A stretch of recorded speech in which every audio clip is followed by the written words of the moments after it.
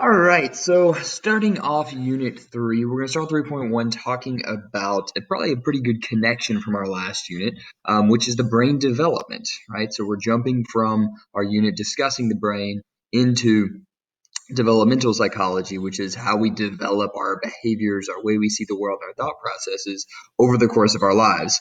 And that starts on a very biological level in the development of the brain. So we're going to talk and then kind of include some of that stuff from last unit as we talk about the psychology of the physical development of the brain. So brain development actually starts as early as the third week after conception.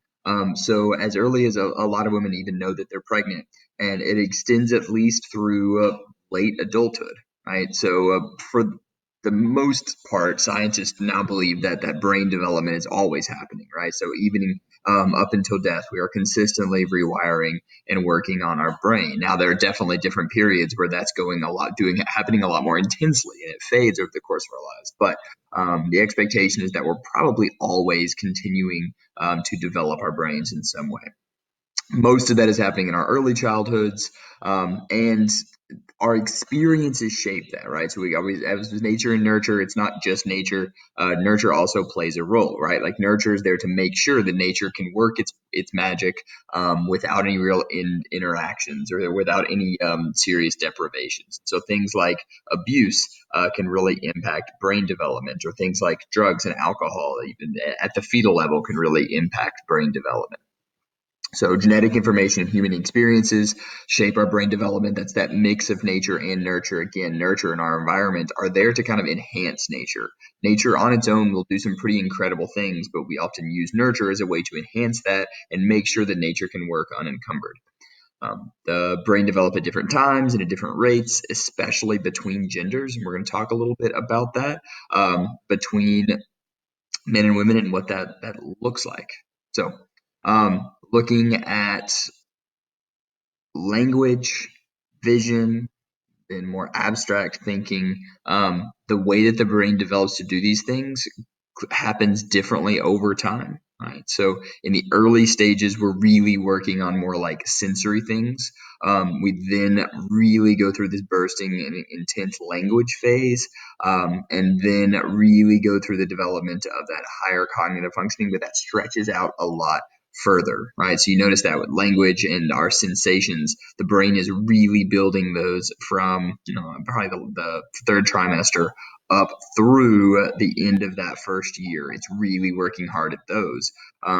But higher cognitive functioning continues to be developed within our brain really until our mid-teenage years. So, how does sex impact this? We said that there'd be a difference between sexes.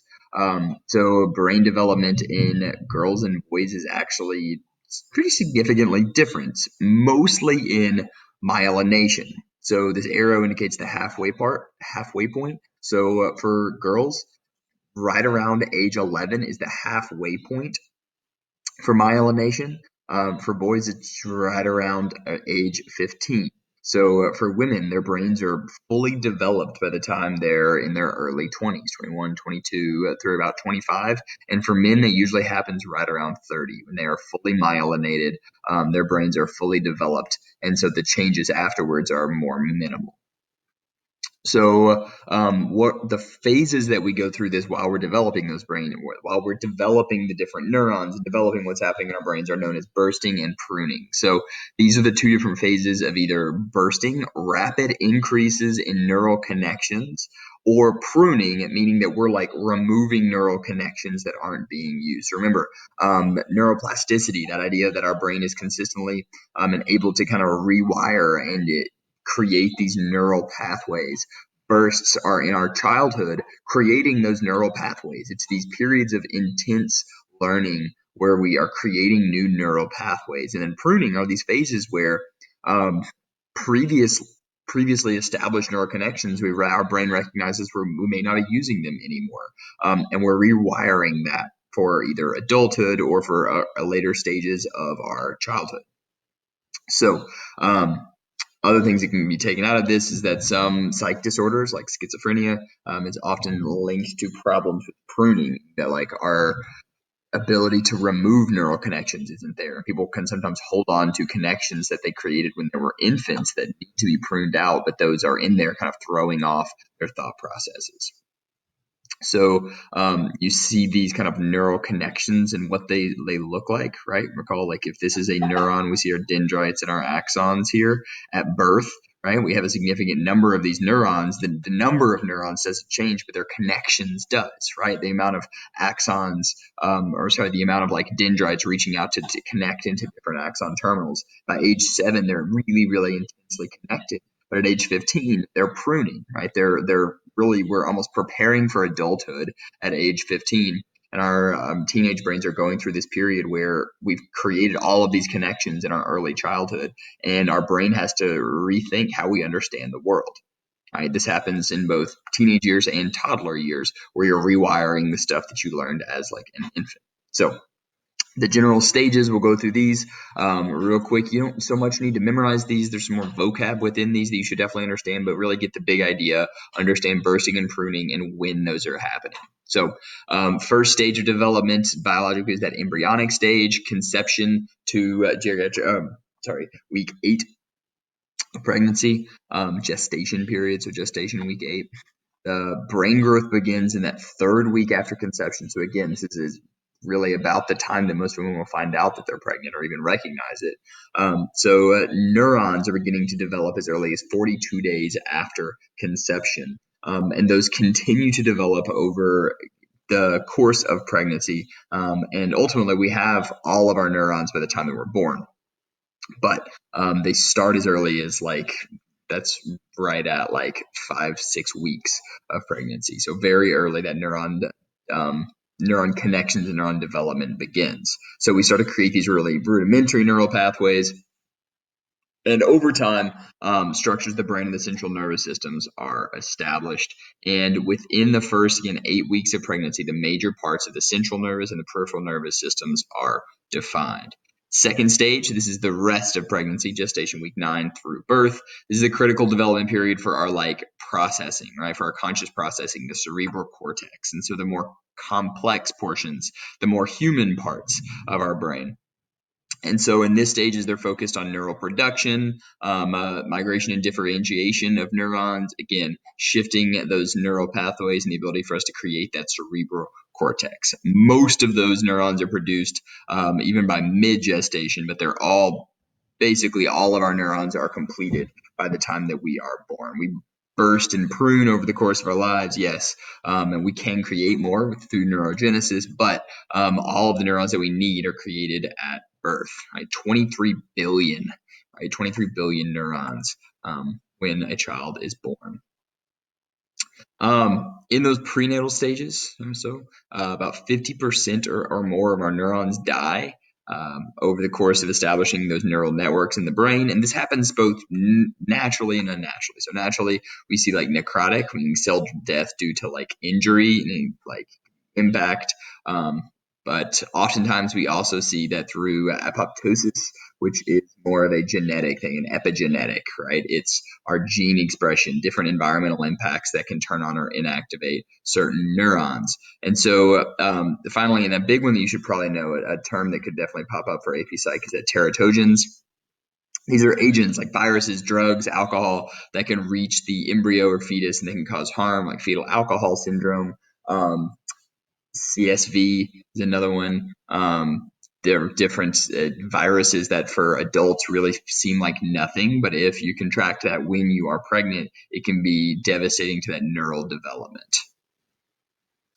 During infancy, when children are developing that brain, right? Again, we're still talking about the physical development of the brain. Some of the important things are a significant amount of eye contact. Again, we're talking about how nurture impacts nature, how nurture and the environment leads people to develop those physical structures of their brain. Eye contact is very, very important in kind of locking in the human brain and developing a lot of those neural connections, because a lot of what humans do so well is our social abilities, the way we interact with others. And so eye contact is extremely important. That helps us to develop trust and recognize the predictability of our care, basically to feel cared for. We also, over this period, develop those motor cortex pieces, the motor development, the ability to roll over, to sit, to crawl around, to stand and walk. So over the first like year to 2 years, babies develop all of these abilities. And this is about the same pace for most children. And so the timing of that depends again on both nature and nurture. Our genes, we can be predisposed to do some of these faster or slower, and our environment, right? How much you're forced to or expected to do those things. Some really interesting newborn reflexes that all babies are going to share. Again, these neural connections that are created, most of them from kind of an evolutionary perspective, with some interesting ones like the rooting reflex. If you have younger siblings or you know anyone with younger siblings, you have younger nieces or nephews or cousins, next time you get a chance to hold a baby, try some of these out, right? They're extremely interesting. Like rooting reflex, if you just like run a finger down the side of a baby's mouth or down the baby's cheek, it'll turn its head and open its mouth. Again, it's looking for the nipple, right? It's looking for the ability to feed. So this helps the baby find the breast, the bottle to begin feeding. That lasts about 4 months. The Moro reflex might be the funnier one. It's a startle reflex. This can happen when a baby like farts or when a baby is startled by any loud sound or movement. They can even do this to themselves. So when they startle, you'll see them like throw their head back, kind of throw their hands out. This is almost like a panic looking motion, oftentimes resulting in crying, but it is very cute when it happens.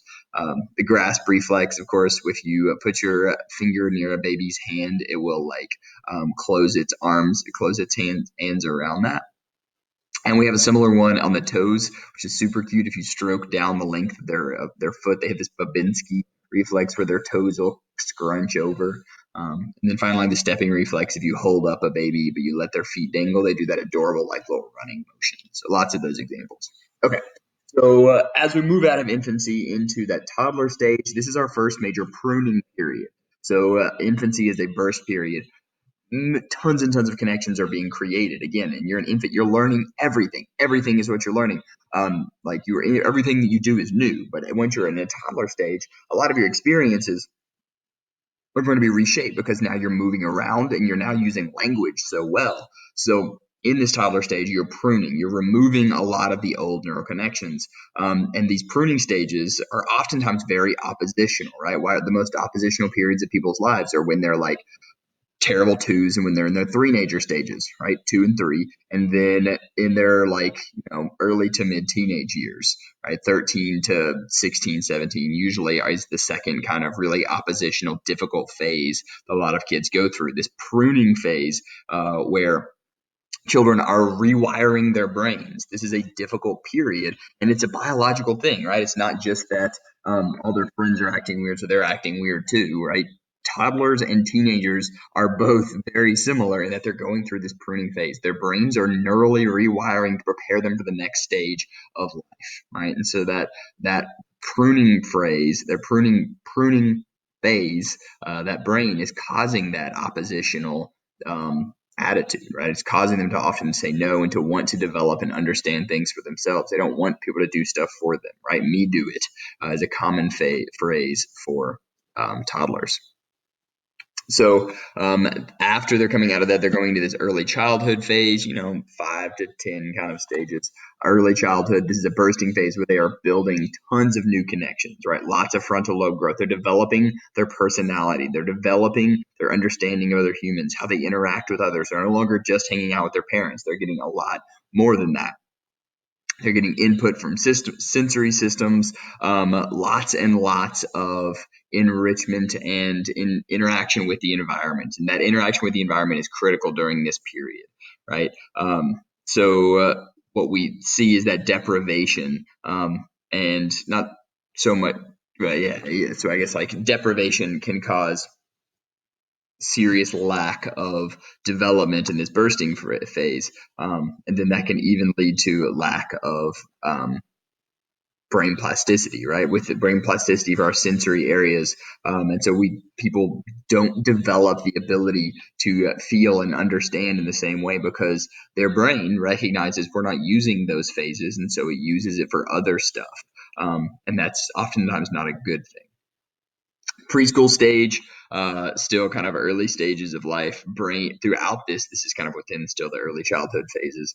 Preschool stage, brain is increasing 4 times in its neural connections and sizes. It's very, very impressionable. The male versus female brain develops during the stage through adolescence, are very, very different. But by the time we get to adulthood, the differences aren't so significant. We begin to develop those association areas, right? With preschoolers, you start to play memory games.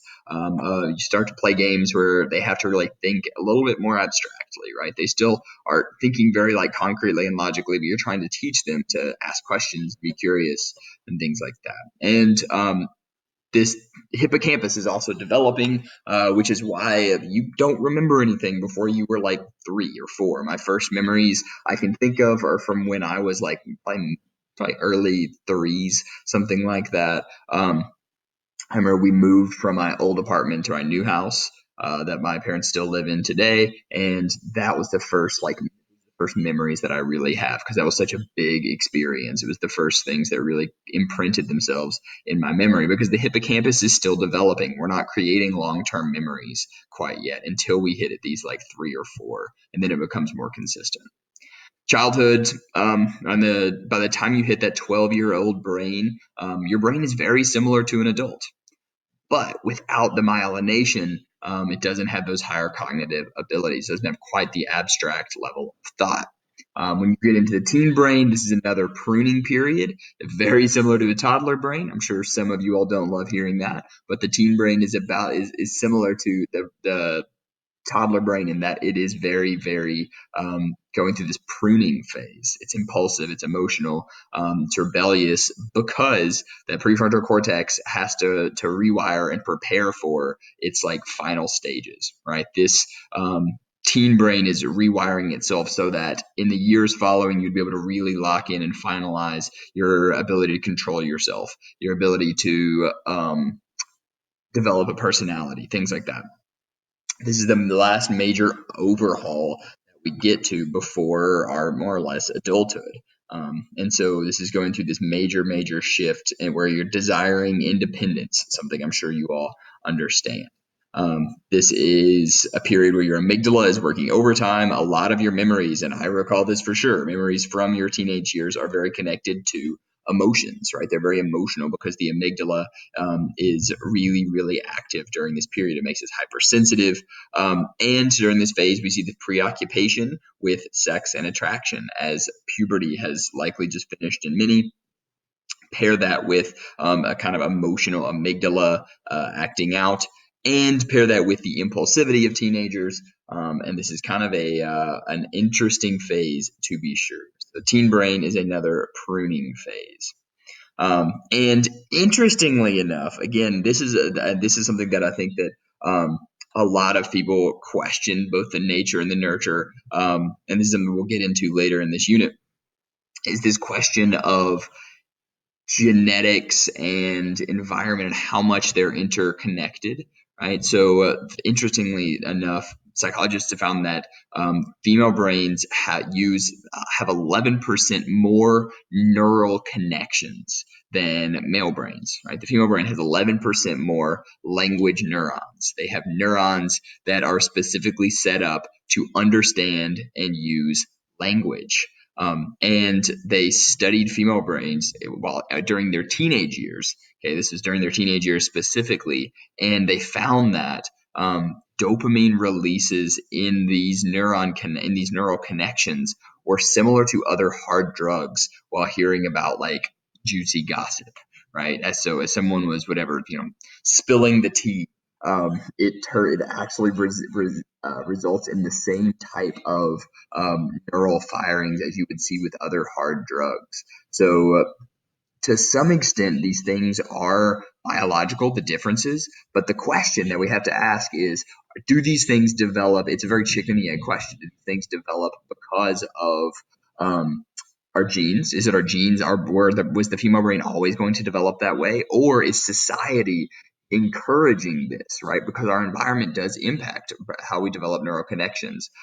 Is the modeling of parents, of mothers, does that cause people to develop, or cause women in general to develop these language neurons? more specifically than men, who are oftentimes not taught as much to value interconnection or value skills like listening. So will be interesting to see where the studies on this go over time. And finally, wrapping it up, the adult brain is the finalizing and myelination from the early 20s through basically 30 for men. Mature brain has ultimately around 100 million neurons and estimated to have more than 60 trillion neural connections. A lot of that neural connect activity, primarily for the adult, is happening there in the frontal lobe. So these are the phases, right? Again, you don't not so much memorize all of them, but understand where the pruning and the bursting phases are, the differences between those, the kind of early stages in prenatal development. But big idea is just understanding that through different phases, the brain is not just developing through our interactions with our environment, it's also developing physically through these neural connections help us to develop psychologically through our thought processes and how we see the world. So that's it for the day. We'll move into more of the cognitive side of things, the more psychological side of things in the rest of the unit. But I feel like this is a good way to connect our brain unit and our development unit. So that's it for the day. Have a good one, folks.